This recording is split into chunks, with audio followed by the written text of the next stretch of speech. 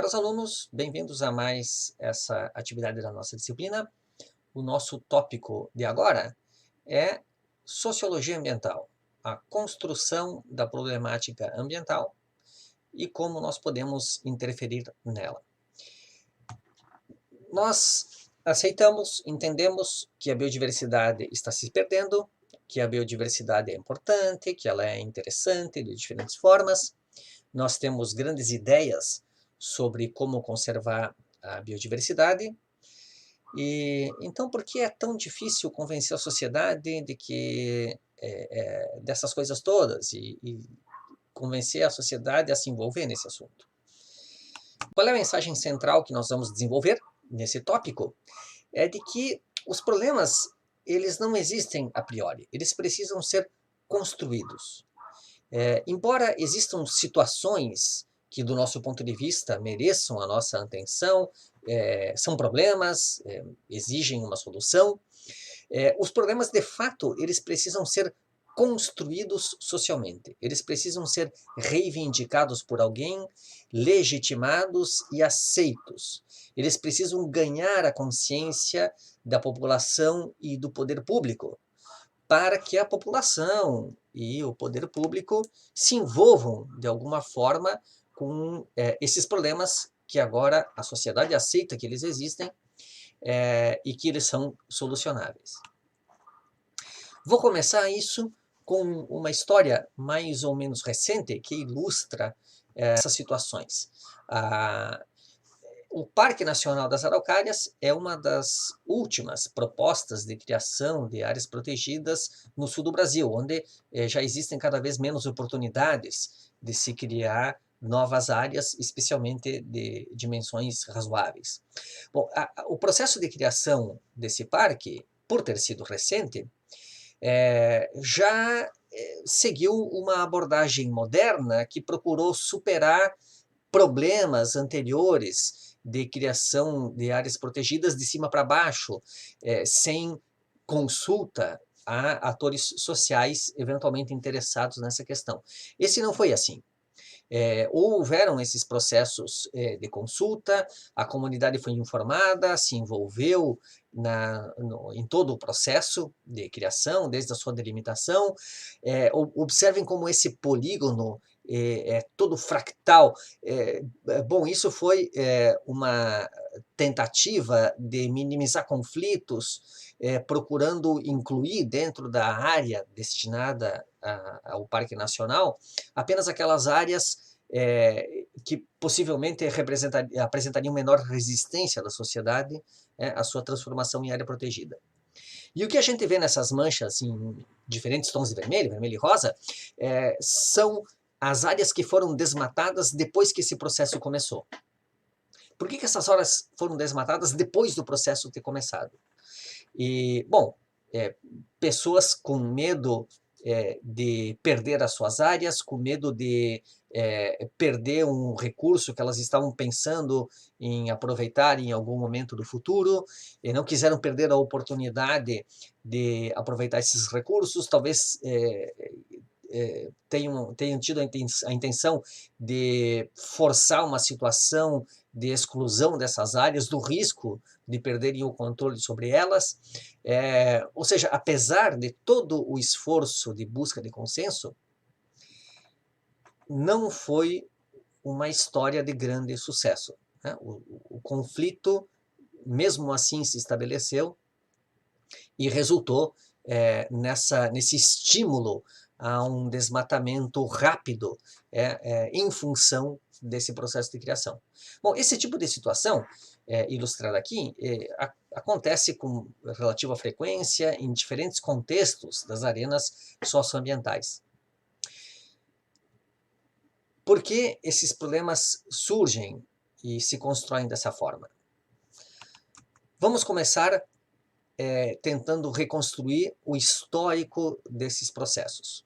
Bom, existem diferentes trajetórias possíveis. A trajetória mais comum é essa aqui. Esses processos iniciam a partir de uma área que está marginal no desenvolvimento. O que significa essa área ser marginal ao desenvolvimento? Significa que existe um desinteresse de diferentes campos sociais e econômicos pela incorporação e destinação daquele espaço para uma finalidade qualquer que seja.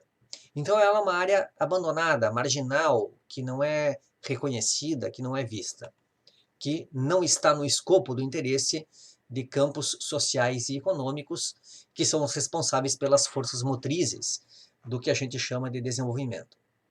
Bom, por ela estar nessa condição marginal, ela está relativamente conservada. Lembre-se, relativamente conservada, porque áreas naturais já não existem mais no planeta. Esse espaço, ele é agora necessariamente um fragmento de um espaço que já foi maior e que já esteve em melhor estado de conservação. Mas é uma das áreas relativamente íntegras, conservadas, que ainda existem. Por essa sua condição de estar marginal, de estar fora do escopo do interesse de campos sociais e econômicos poderosos. Então, de repente, essa área é descoberta, assim como o Brasil foi descoberto, e na verdade não foi, porque possivelmente já existiam pessoas lá. Nesse espaço aqui, e certamente no Brasil, quando ele não foi descoberto, mas entrou no escopo do interesse dos portugueses. Esses interesses vão ser do campo agrário ou do campo ambiental, quase com certeza. Podem ser também de interesse do campo energético, das políticas de transportes e outras. A maior parte dos conflitos em torno de áreas socioambientalmente interessantes tem como foco interesses e ações ou do campo agrário ou do campo ambiental. Esses campos, então, descobrem esses espaços e decidem que querem tomar conta dele porque têm ambições, têm interesses agora, né? Descobriram essa área e têm interesse nela. Isso atrai atores diversos, com diferentes visões de mundo, provavelmente contraditórias, provavelmente conflitantes em alguma medida, e vai se estabelecer uma arena. Essa vai ser uma arena possivelmente de conflitos, muito provavelmente de conflitos, porque esses atores diversos têm ambições diferentes, têm visões diferentes. Essa arena vai ser uma arena agroambiental, dentro desse discurso de que a água é pop e ela vai ser demandada para ser incorporada na produção agropecuária, ou vai ser uma arena tipicamente ambiental. Essa área vai ser demandada para se transformar numa área de conservação, proteção da biodiversidade. Geralmente é assim que esses processos acontecem.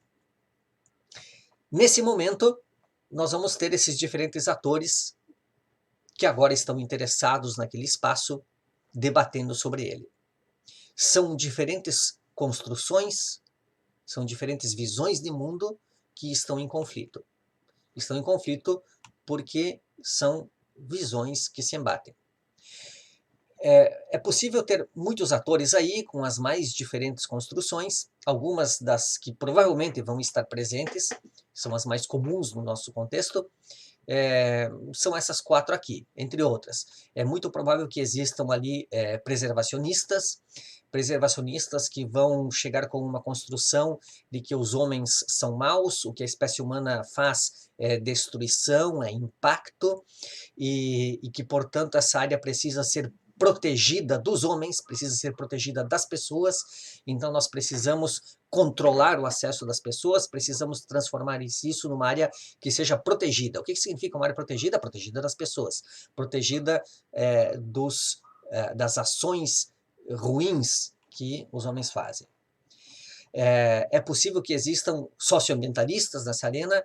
Esses socioambientalistas vão propor uma construção um pouco diferente, de que nem todos os homens são maus, que na verdade as comunidades locais elas são boas, elas são conservacionistas. Essa área só está conservada porque são essas comunidades que estão lá, e não aqueles homens maus brancos, homens de bem que estão na cidade e que querem vir aqui destruir o que essas comunidades até agora estavam conservando. É possível que existam atores sociais com uma construção laissez-faire, essa construção apoiada lá na primeira geração de direitos humanos, que são os direitos individuais, argumentando que é o seu direito tomar determinadas atitudes com relação àquele espaço. E esse direito é soberano, ele está acima de tudo, e esse direito individual não pode ser invadido.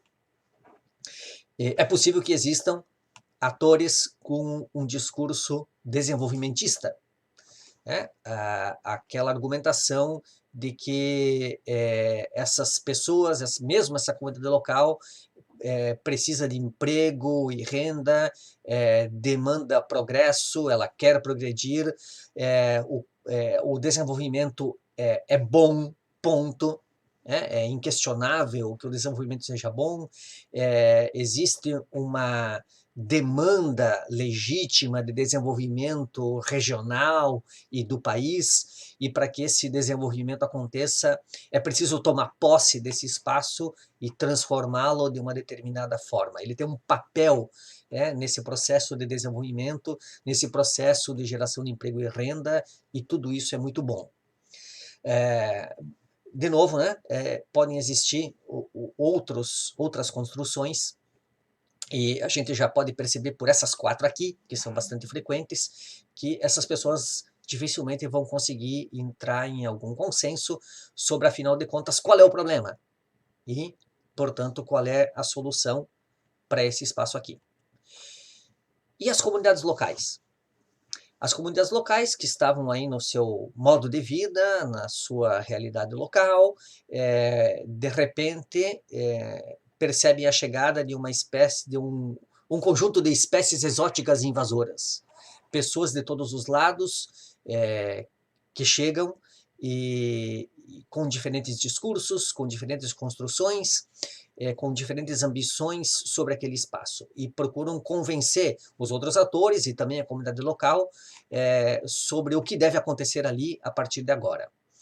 E as comunidades, diante dessa pressão, que foi uma pressão que chegou de sopetão, que veio de fora, elas vão reagir, muito provavelmente, incorporando uma dessas construções, com o grau variável de ressignificação e de reinterpretação, de sincretismo com os seus valores.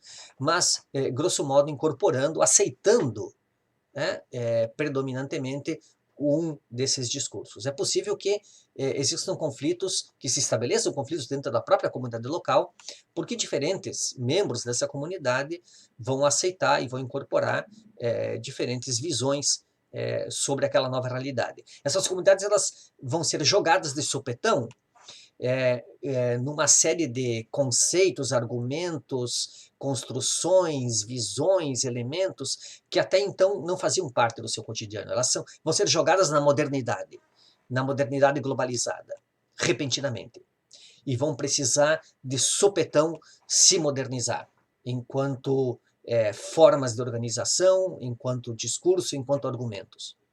E claro que esse processo rápido de aculturação, de modernização, não vai acontecer sem percalços. O caminho mais rápido para isso é incorporar e reinterpretar algumas dessas construções dominantes que estão começando a fazer parte dessa nova arena. E aí nós temos o caldo fervendo. Uma arena ambiental, ela geralmente se constrói a partir de situações de conflito, em torno de uma política, que em geral é uma política ambiental ou agrícola, mas pode ser também uma política energética, de transportes, financeira, ou de outros campos, que é dirigida para uma área que estava conservada porque estava marginalizada, mas que nem por isso estava numa condição estável, porque ela é um pedaço de um ecossistema que está sofrendo múltiplas influências em múltiplas escalas. Nessa situação, a conservação da sociobiodiversidade local, se nós temos interesse nisso, ela vai depender de estratégias inovadoras de inserção dessas comunidades marginalizadas, se elas existem, naquele local, no processo de modernização, no processo de desenvolvimento, de uma forma que seja respeitosa das culturas e dos ecossistemas locais. Nós estamos apenas começando a desenvolver e a testar essas ideias inovadoras. Essa situação toda é uma situação nova.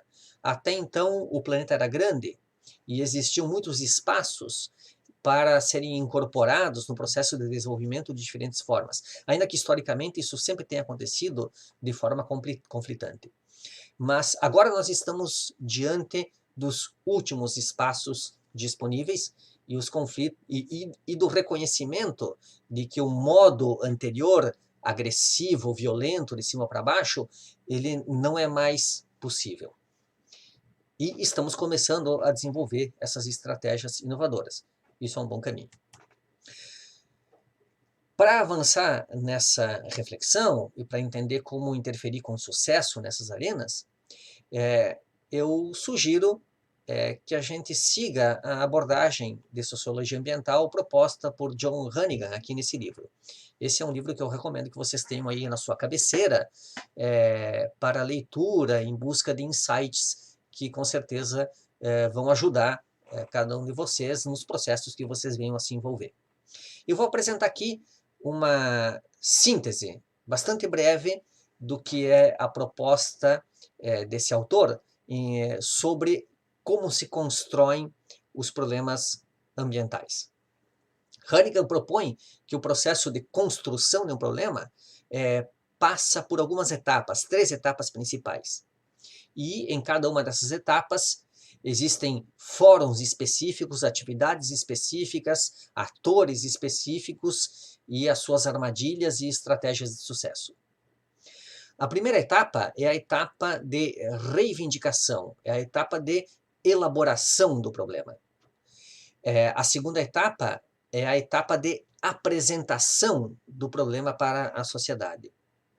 E a terceira etapa é a etapa de contestação desse problema, o que significa o início de ações em direção à sua solução. O que acontece na primeira etapa? Na etapa de reunião das reivindicações. Esse é o momento da descoberta do problema. Esse problema passa a ter um slogan, uma cara, um nome, uma delimitação, conceitos que dão coerência àquela construção. Parâmetros, variáveis, medidas, informações que dão consistência àquela construção. Toda essa elaboração é uma elaboração que pressupõe dados, que pressupõe informações, que pressupõe argumentos. Então, ela tem um pé na ciência, tem um pé na academia, que é onde se produz informações. Os cientistas têm um papel muito importante nessa fase da construção do problema, a fase da reunião das reivindicações. É importante que essa construção seja clara, seja consistente, tenha um amparo acadêmico, científico sólido, que possa ser defendido, que não seja frágil a refutações, e, sobretudo, que não seja falso, que não seja mentiroso. E na segunda etapa,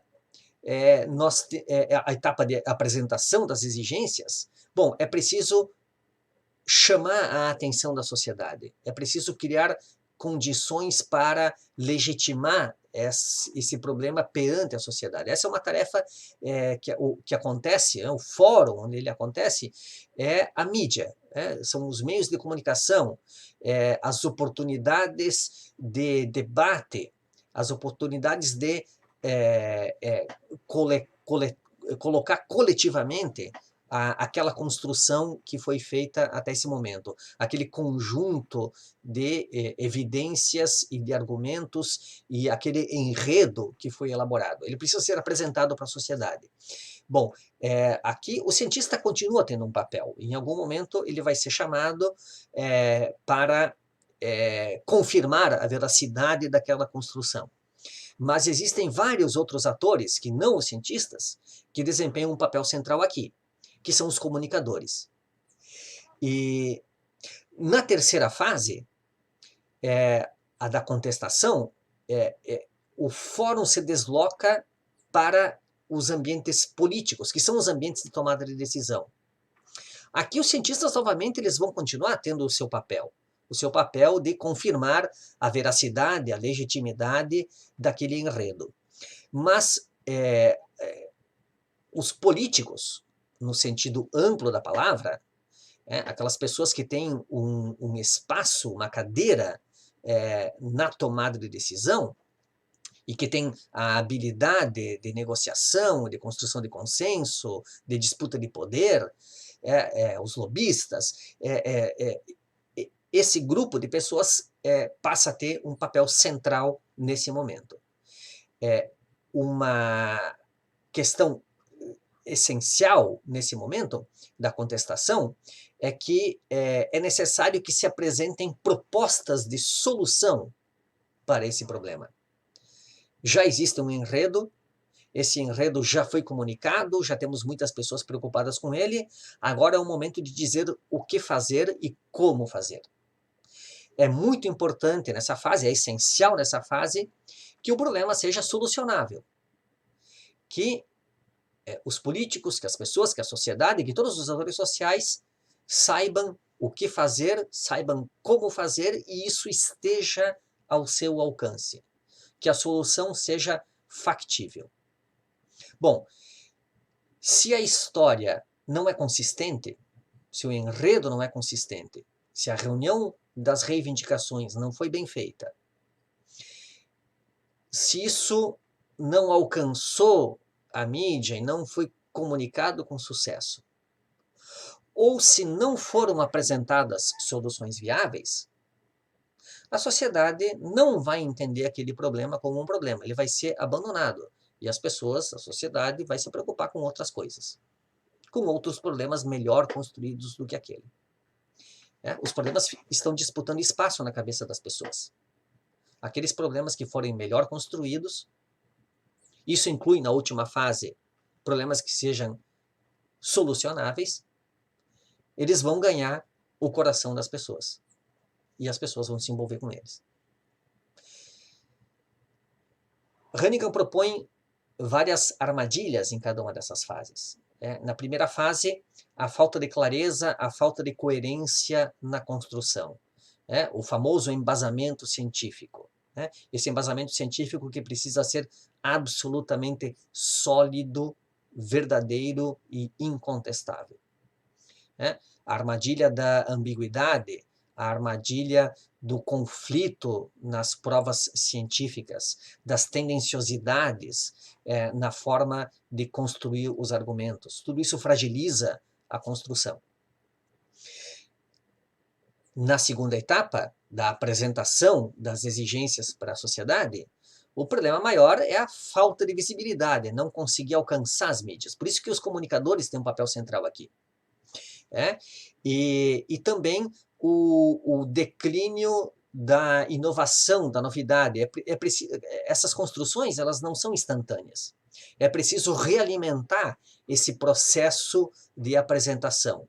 É preciso vencer a barreira de chegar na mídia e então é preciso vencer a barreira de permanecer na mídia.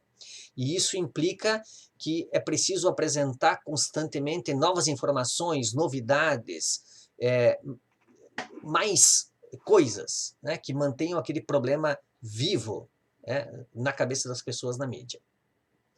Na terceira etapa, a da contestação, o principal desafio é a capacidade de apresentar soluções factíveis, soluções que estejam ao alcance de quem vai tomar a decisão, de quem vai se envolver com ele. Existe também a armadilha da fadiga, do cansaço. Assim, eu não aguento mais ouvir falar disso. Todo dia é mudança climática, tá? Eu já sei, tá? E daí, né? Eu preciso do carro. Estão dizendo que eu tenho que andar de bicicleta, mas isso não funciona. Então, as pessoas cansam daquele problema e o abandonam, começam a se preocupar com outras coisas. né? Bom, Hannigan, no seu livro, ele propõe também uma série de estratégias que podem ser adotadas para aumentar a chance de sucesso dessa construção de problema.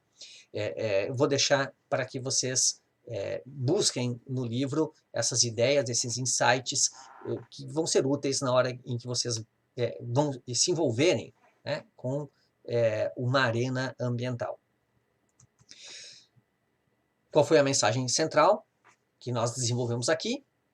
Que, conquanto eles existam no mundo concreto, no mundo real, isso não é o que eu estou discutindo aqui, mas isso também é discutível, os problemas sociais, eles precisam ser construídos socialmente, reivindicados, reconhecidos e legitimados. Para que eles, então, ganhem a consciência, ganhem os corações, ganhem a mente da população e do poder público, e então se encaminhem para um processo de resolução. Não sendo assim, aquela situação, aquela questão deixa de ser um problema. O problema desaparece, ele não existe mais, né? E a sociedade vai se preocupar com outras coisas. Era isso que tínhamos para essa tarefa. Espero que tenham se estimulado com essa reflexão e até o nosso próximo encontro.